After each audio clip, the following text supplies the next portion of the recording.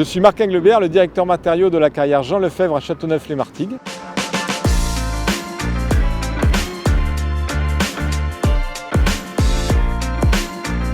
C'est une carrière sur laquelle on extrait des matériaux à la fois pour la sidérurgie et à la fois pour le BTP. Sur cette carrière, nous avons mené un certain nombre de protocoles en lien avec la biodiversité et notamment sur une espèce spécifique et protégée au niveau national qui est l'hélianthème à feuilles de marronne.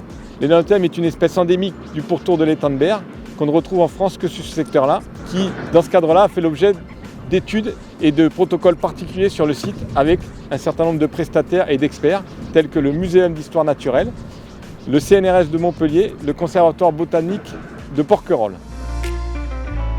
Nous travaillons avec des bureaux d'études privés qui nous permettent de faire des inventaires, de mener des démarches telles que l'indice de qualité environnementale qui nous permettent d'assurer un suivi de cette espèce dans le temps.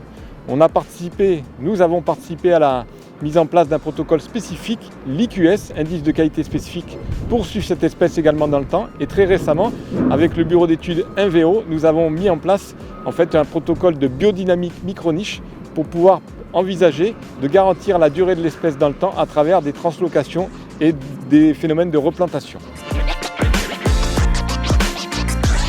Cet engagement aujourd'hui fait partie intégrante de notre métier.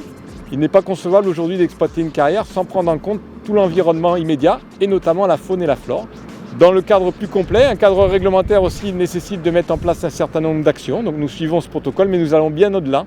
Voilà, c'est l'exemple notamment de notre projet de biodynamique qui a été fait à notre initiative et qui vont nous permettre d'apporter un certain nombre de garanties sur le maintien de l'hélianthème à feuilles de marronne dans le temps.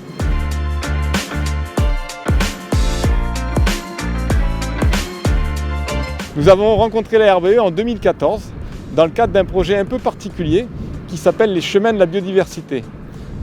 À cette époque, la RBE cherchait en fait à monter quelque chose qui concilie à la fois les activités de maintien, de connaissance autour de la biodiversité, mais aussi des activités touristiques. Voilà.